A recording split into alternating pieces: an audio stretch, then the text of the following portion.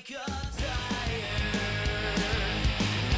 Leaving coffee doesn't help. I wanna set my alarm on fire, but I know that it wouldn't end too well. Would somebody please just help me? I can't quite explain what's happening to me. What's happening to me?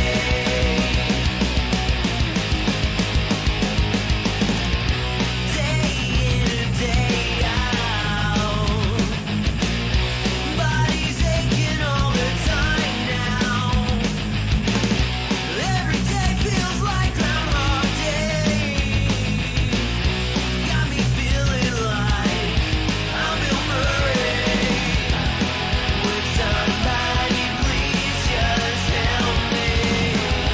We're figuring out what's happening to me. What's happening to me?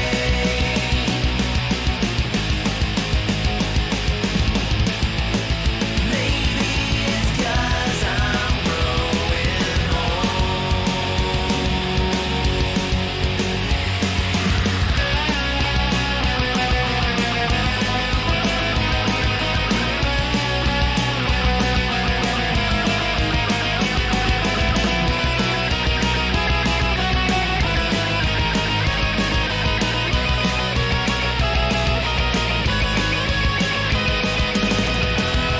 Would somebody please just help me with figuring out?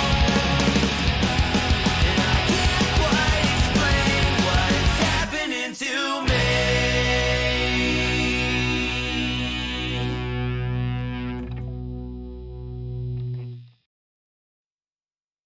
There is a house in New Orleans they call the rising sun. And it's been the ruin of many a poor boy. And God, I know I'm one.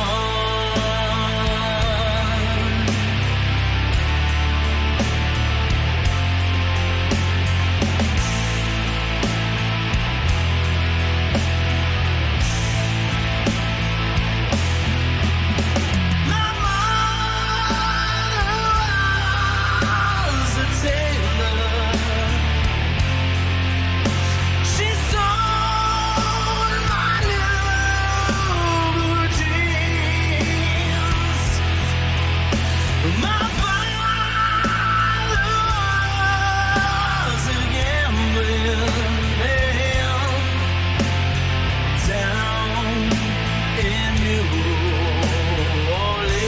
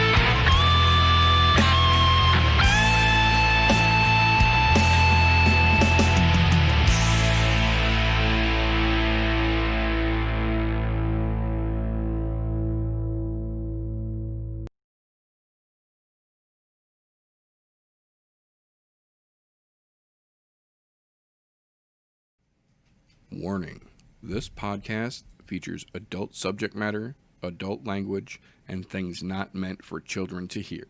Viewer discretion is advised. You've been warned.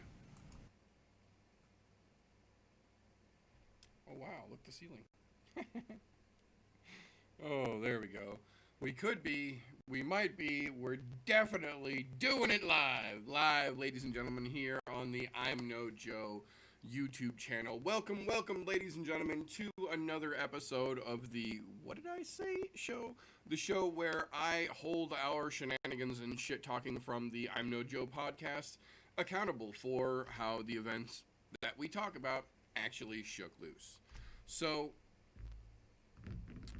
first and foremost, anyone who watched any of the things that I was doing yesterday or trying to do earlier today, it has been storming like a madman the last couple days around here. I actually lost internet, not power, but internet while I was live yesterday, and then have been losing power, but not internet today. So it's an interesting one. We'll see how we get through this. We're all kind of playing it by ear, but either way, thank you to everyone who is tuning in live. Thank you to everyone who is catching this on the replay. I appreciate you all equally.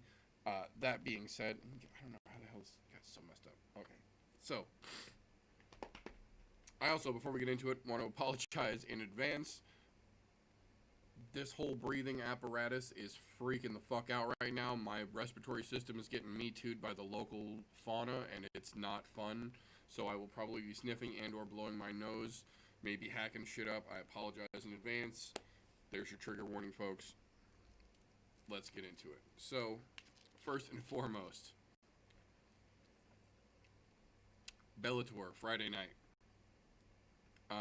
Overall, a better card than the UFC Saturday night. Individually speaking, maybe not, but overall as an event, much better in my opinion. Okay, so first and foremost, Valerie Laredo came out representing the Cubans in Miami, America Top Team, Jorge Masvidal, the whole crew. Kicked ass and took names. She looked fucking spectacular. Excuse me just a second.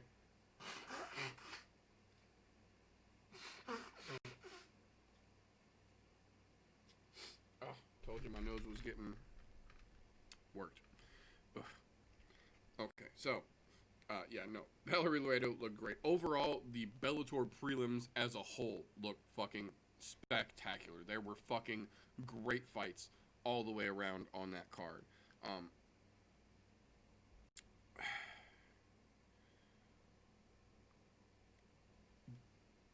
There's a fight that looked great, and there's a fight that didn't look great, and they both need to be talked about. The fight that looked great, we'll talk about that first. Miles Fury Jury is now a Bellator member and got in there against Georgie Karakazian. I fucking love Miles Jury, and I have been singing Georgie's praises for, I think it just came up on my Facebook memories before I'm No Joe was a thing. I think 2.5 years ago, 3 years ago, when Georgie made one of his pro debuts over in Bellator and looked fucking spectacular. And I said, then keep an eye on this fucking kid. And I'm telling you right now, keep an eye on this fucking kid. He is just tearing his way through the fucking rankings. It was a close fucking match against Miles Jury. He absolutely came out and took the first round dominantly by force. But the problem is he doesn't quite have the experience that Miles Jury did. Miles Jury kind of figured it out, got his timing down, got his rhythm down, kind of set the pace a little bit slower where he wanted it to be, and just took over from the beginning of round two and cruised it out. But great fight nonetheless. It was a fucking war. It was not an easily fucking obtained victory either way you look at it. This is one of those fights that I don't really feel anybody lost credit or merit in, because Jury looked fucking spectacular. He looked like a seasoned pro. He let the kid get his fucking energy burnt out in the first round and then took control and drove the fucking car from 2 out. Georgie didn't look bad. He just looked like he got outclassed, a little bit out-experienced. Miles knew how to handle that situation, and he did a little bit better.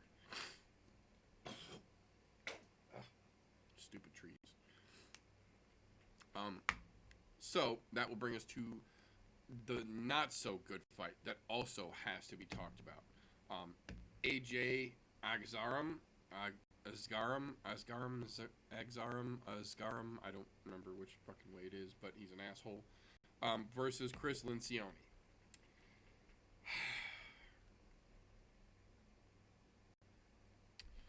From the very beginning, it was evident that AJ wanted to land a power shot.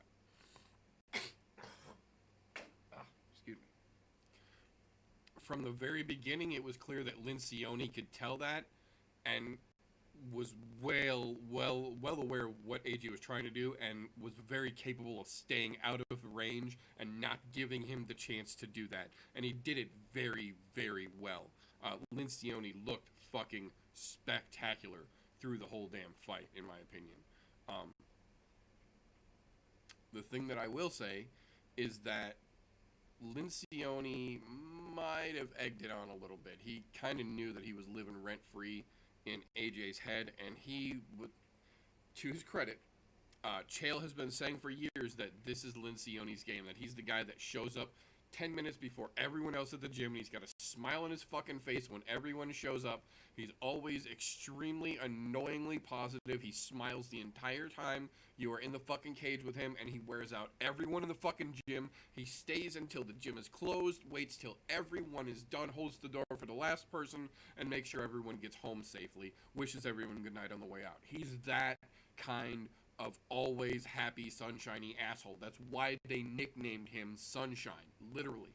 That's who he is. He's that guy that you are going to hate because he's going to smile through the entire fight, through the entire training session, through the entire role, whatever it is, no matter how good you clip him, no matter how hurt he is, no matter what's happening, he's smiling right back at you. And that gets to guys. And I understand that because I've known guys like that, and I fucking hate that. It gets under your skin so subtly by them just looking at you and smiling. And I don't understand it, but it fucking works. And it got to AJ immediately, and you saw it. Stupid nose. But, that being said, that does not excuse what he did. The first of several fuck-ups by AJ was the intentional headbutt. They were on the ground. AJ got the takedown. Lencioni was on the ground. AJ was in top control, had him, and literally ran his head into him. Referee did not see it. He was moving to come around and get a better vantage point. It looked like they were grappling, so that one got let slide. Everyone, including the commentators, saw it very clearly, though. That's some bullshit to begin with. Then, I believe it was round 2. When the round ended, they were on the ground, and AJ was on the bottom. Round ends, they're in Lencioni's corner. So AJ's the one that has to stand up and leave. Lencioni gets on his knees to get out of the way. AJ double fucking foot kicks him right in the fucking chest. He got a warning for it. Even Big John said that should have been a fucking point. The headbutt should have been a fucking point. The kick should have been a point. Whatever. One moment. My nose is being ridiculous. I apologize again.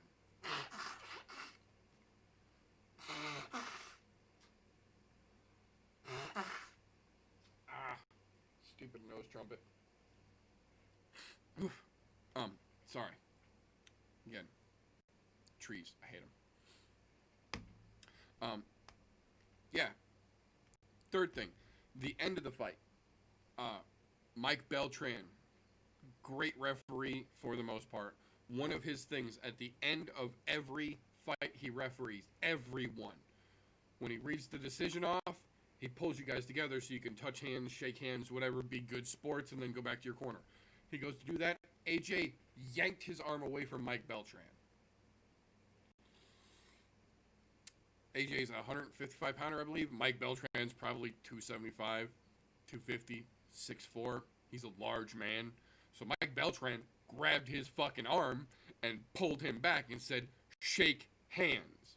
So he fucking holds his hand out half-assed. Lencioni goes to shake his hand. He knuckle bumps Lencioni and then walks away, which you could see almost set Mike Beltran off enough to grab his fucking wrist again, and I almost wish that he did, but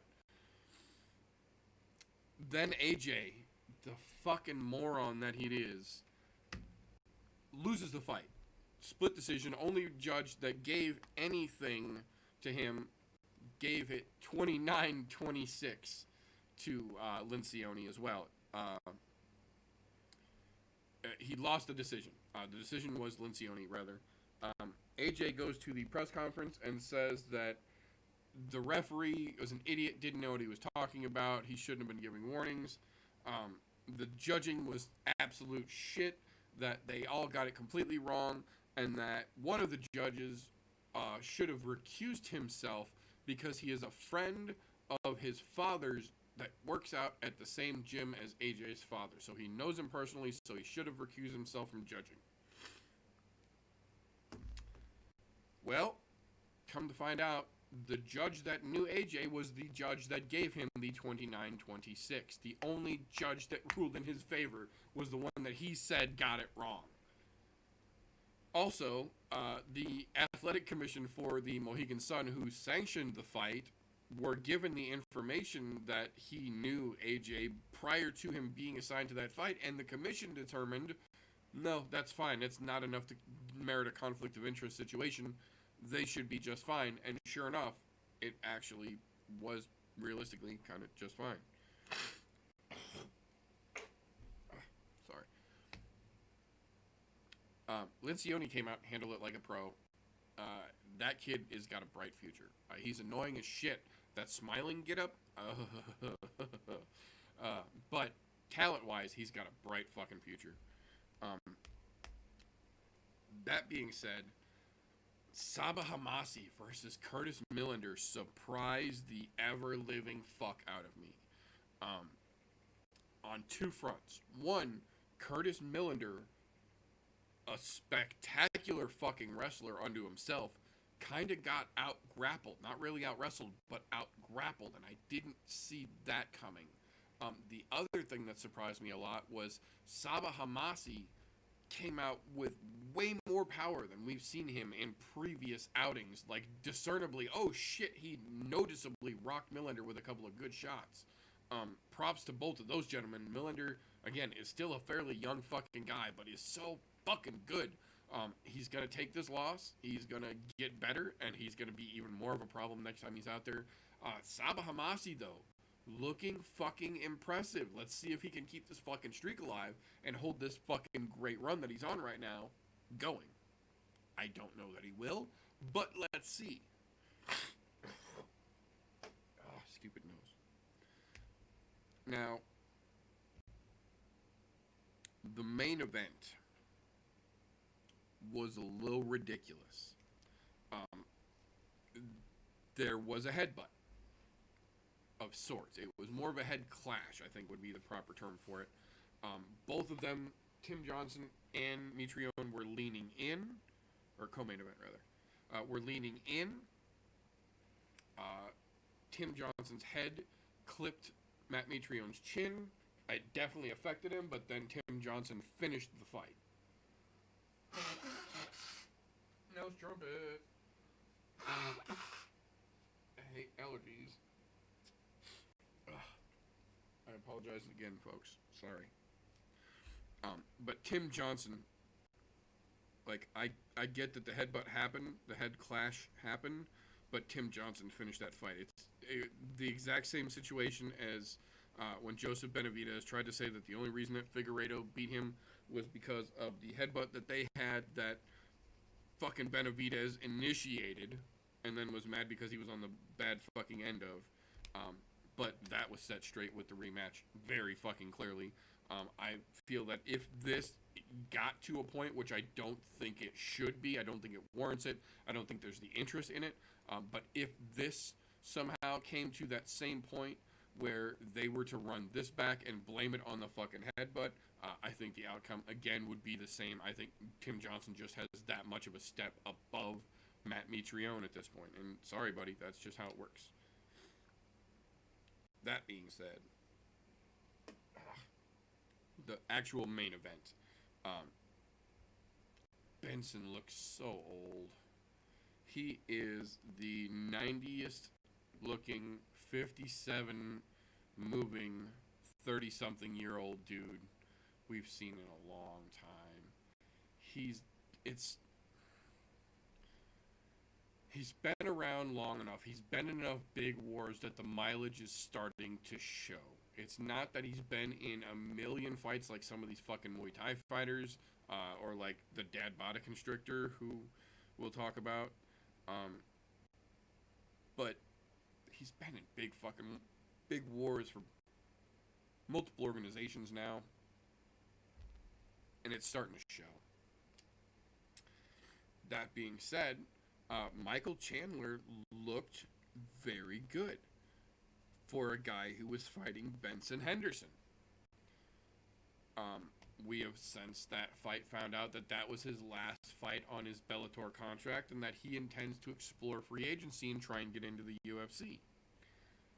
I don't think that's a good idea for Michael Chandler because the 155-pound division in the UFC will eat him for breakfast. Even the bottom 15 guys, in my opinion, would tear Michael Chandler apart.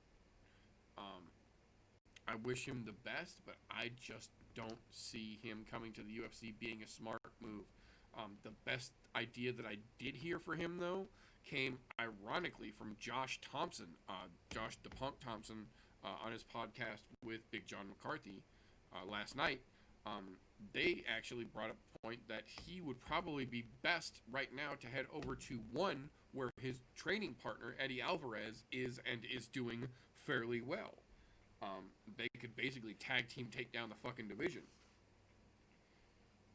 But Chandler really, really wants that UFC bit, so we'll see. See if I can actually save you from this one.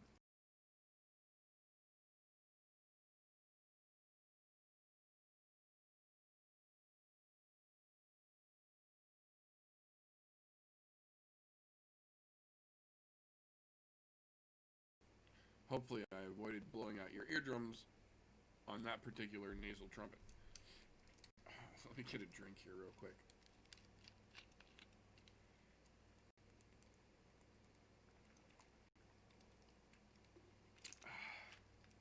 Okay, so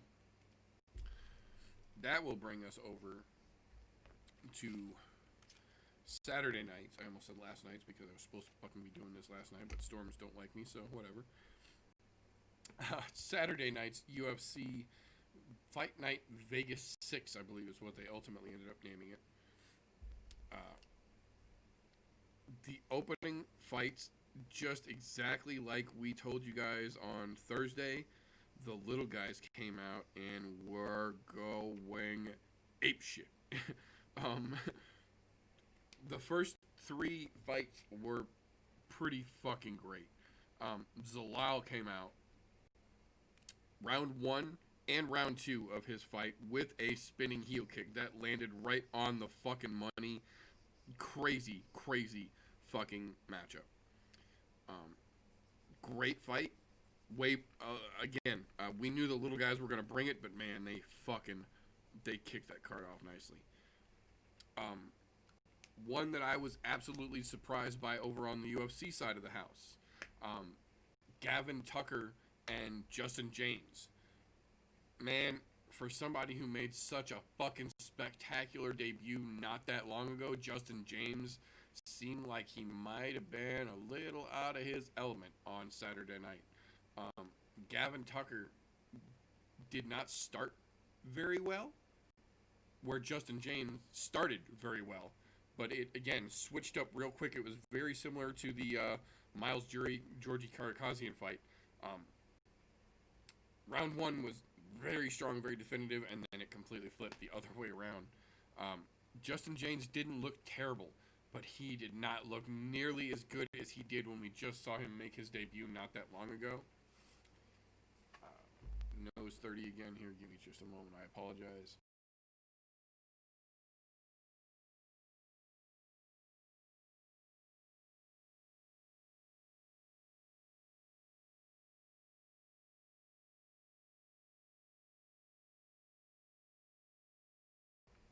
Sorry, the only thing I hate more than blowing my nose a million times during a fucking video is listening to someone else's video where they sniff fucking snot up their nose the entire time.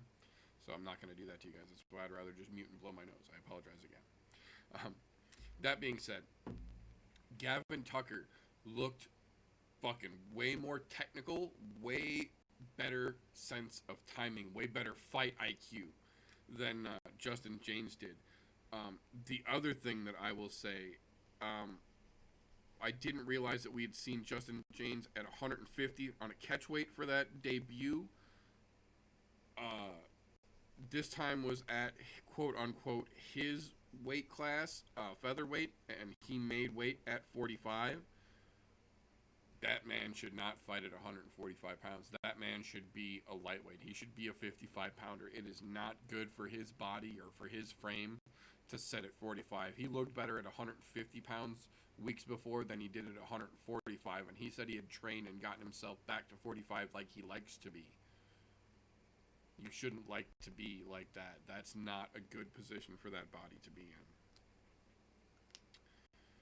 That being said, though, I fucking told you guys. We told you this was going to be a great fight, and damn if it wasn't. Nasrat Hakparas came out and put on a motherfucking show, boys and girls. Alex Munoz looked pretty fucking good for a minute.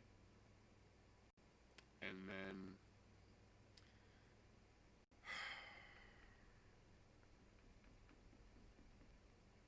Nasrat controlled that whole fucking show. The numbers came out at the end of the match, and he outlanded Alex Munoz by a literal 2-1 margin in the first two. The other thing that definitely has to be mentioned about that fight is that Alex Munoz basically saved himself from getting fucking thrown across the ring and probably knocked the fuck out by illegally grabbing Nasrat's shorts and got a warning, but didn't lose a point, didn't lose the position. A little disappointed in Munoz because of that, but Nasrat looked like a fucking boss and just handled fucking business. That dude is going to be a big problem very soon. He's starting to get his feet underneath him. He's still a young fighter in the UFC. You're going to have to keep an eye out for that motherfucker real soon. Alex Munoz still has a lot of potential, but he's got a lot of rough edges he's got to work on. Ugh. Stupid nose. Next fight.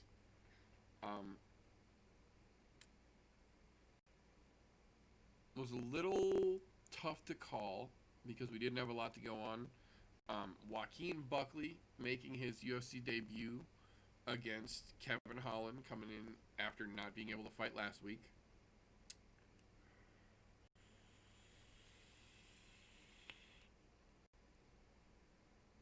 First and foremost, Joaquin Buckley looks like what would happen if Chuck Nice took steroids.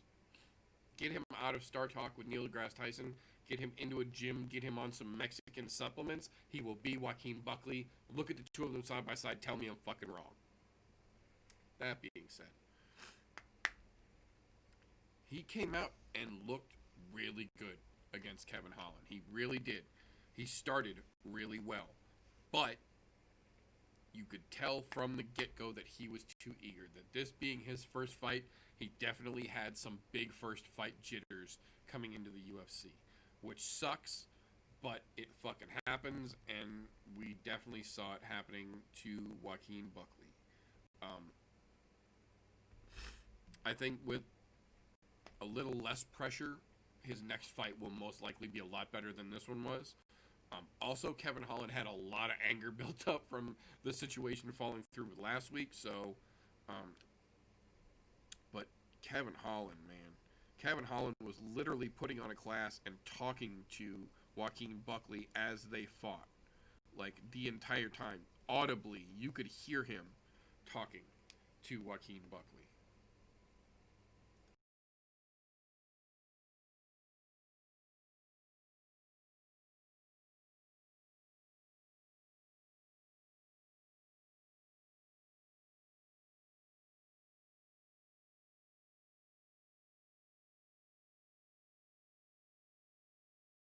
I hate my nose right now. But that will bring us to the next one. Kevin Holland is looking for a bigger fight, and I think he's going to get it next. But in terms of the next fight,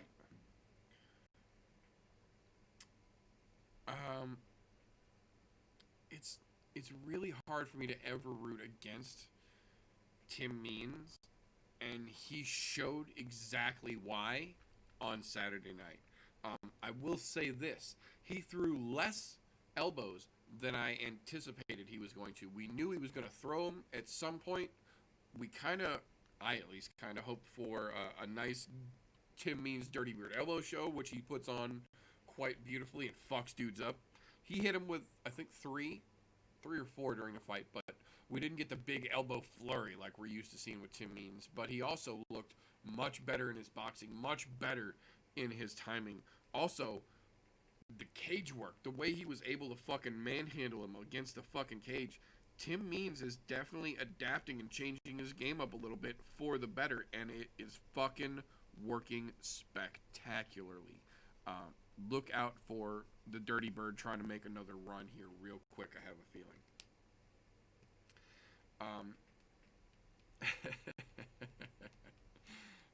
On to the next fight after that. I don't think any of us had any inclination this fight was going to stop this way, but to be fair, we have all seen him land it before. Benyel Dariush has a fucking vicious spinning back fist, and the one that he landed almost wasn't even a spinning back fist because it landed more like right in the middle of the forearm. It looked like he was initially trying to catch him with a spinning elbow, and then when they brought it for the slow-mo replay, you could see that it was initially he was going for a back fist so he could get more momentum, but he landed early, and he got right mid-forearm, but it was still enough to shut the fucking lights out, man. Dariush looked spectacular. He, again, is on a bit of a fucking push right now, and you better look the fuck out, because he's as dangerous as ever, if not more so. From there, sometimes I'm close on a call, and sometimes I'm fucking on the money. And I don't like to rub it in your face when I fucking called it and I'm super fucking right. I try not to be the guy that says I told you so, but fucking I told you so. Yana Kudetskaya versus Julia was every bit as fucking boring as we thought it was going to be. I don't understand how either one of those ladies are still signed UFC fighters. That was some Bush League bullshit we saw out of both of them, and I think they should both get fucking cut. Sorry. It sucked. So, another big surprise of the evening, but a good surprise. Excuse me. Darren Stewart.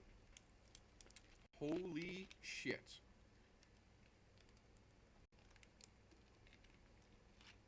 The man they call the dentist, who is normally knocking teeth the fuck out, turned in a beautiful, beautiful choke. What a fucking smooth submission grab that son of a bitch put on for us Saturday night.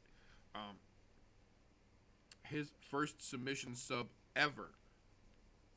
And it looked like he's done a million of them. He was cool, calm, and collected.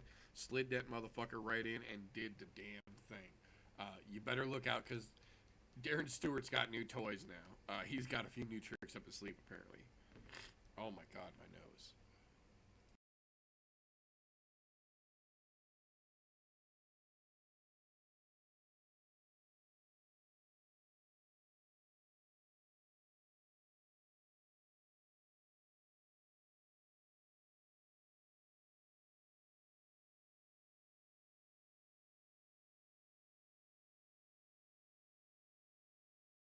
Sorry about that, folks. It's killing me as much as I'm sure it's killing all of you. And now I look like I've been doing fucking cocaine all my night.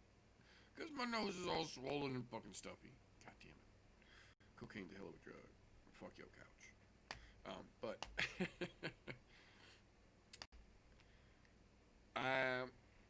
again, another surprise. This one, I don't know if it's really good or bad, but it was definitely a surprise. Weidman did not get knocked out. Partially because he really never gave Omari the chance. He was grappling the shit out of him. He wasn't really wrestling that well. He was grappling the shit out of him. But Omari never really got that much of a chance to land a clean, big shot on Weidman. But speaking of the oldest looking motherfuckers in the world, we got to see the 97th looking 45-year-old acting fucking... Oh my god, what the hell happened to Chris Weidman? It looks like somebody put that fucking Adam Sandler movie Remote Control on fast forward and like speed aged him 40 fucking years. Not cool. Weidman looked like shit, like both like ability wise and just physically looked like shit. Those miles are, he's aging like milk at this point that someone left out in the sun. It's not good. I honestly don't see Weidman having 5 more fights left in him. I will genuinely be surprised if we see 3 more fights out of Chris Weidman before he either retires or is told he has to retire or gets cut loose. That dude's time is done. His fucking, and now his watch has ended. However you want to fucking say it, Weidman's through. He doesn't have it anymore, and it showed. Even with a quote unquote good camp and everything going well, no injuries, he looked like absolute dog shit. The problem was, so did Omari. So when Omari looks like shit against Weidman, who looks like shit, Weidman got a fucking gift W from the judges.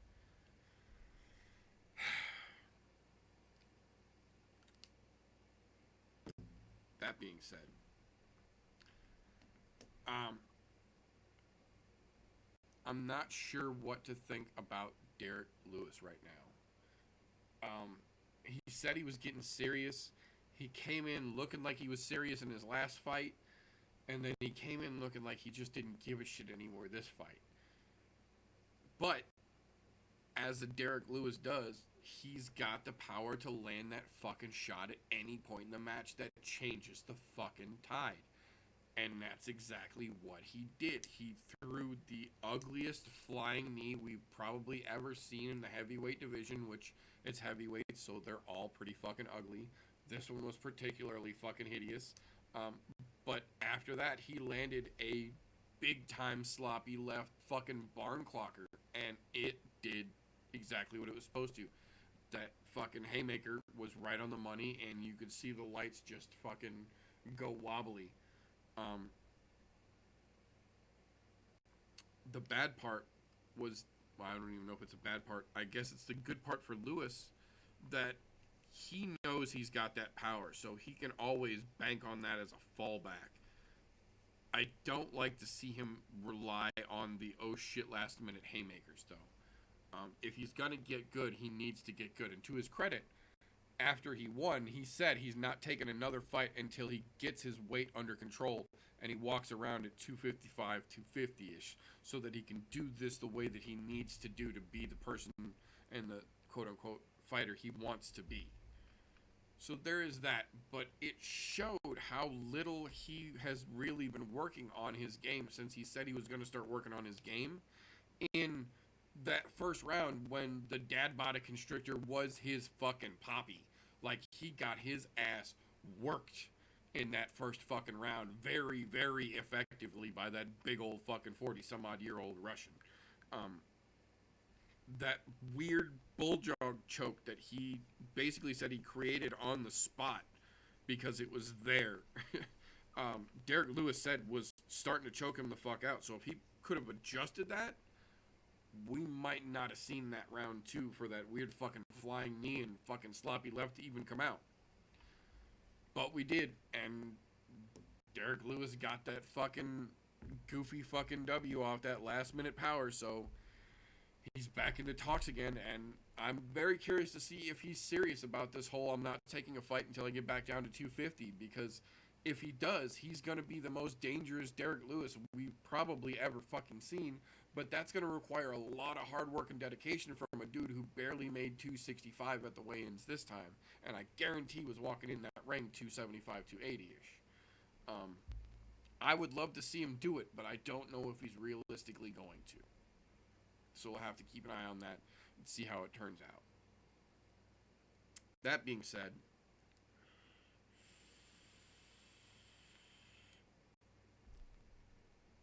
they've done this a couple of times lately, and they did it again last night. They decide last minute that they're not going to have a fight of the night. They're just going to give away a bunch of bonuses. So last night there was there was 4 performance of the night bonuses, no fight of the night bonus. Andrew Sanchez got one for his fucking stoppage. Gavin Tucker got one for his stoppage. He fucking choked Justin James out in a brutal fashion to get his fucking money. Kevin Holland obviously stopped fucking Buckley beautifully. And then Darren Stewart got the other bonus. They did not give the Black Beast a bonus for beating the Dad Bada Constrictor, which I thought kind of said something about the performance. But I'm not sure how I feel about this no fight of the night, because fight of the night is still a stat that they track. Performance of the night is a stat that they track, but so is fight of the night. And if you give away 4 performance of the night bonuses on one night but no fight of the night, that hurts everyone because you're changing the odds now.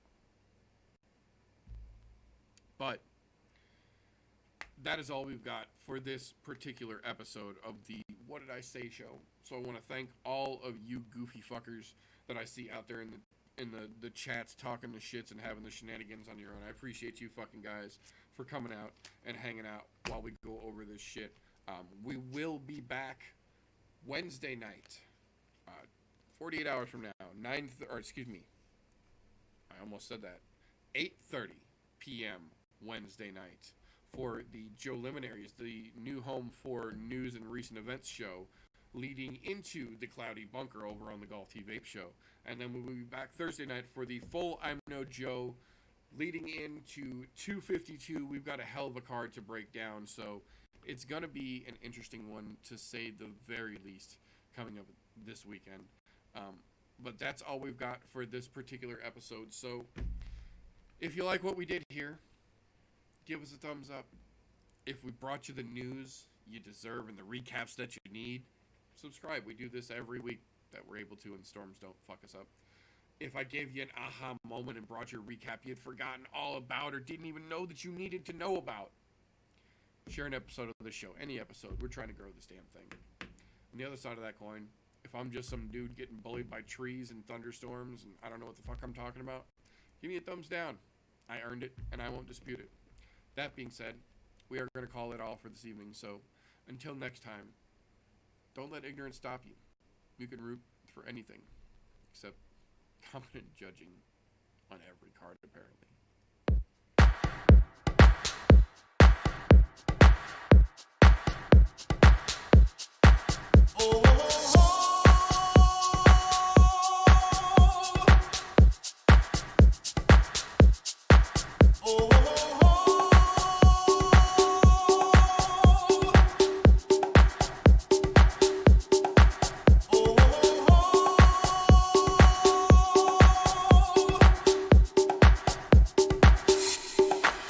Everybody was kung fu fighting. Those kicks were fast as lightning.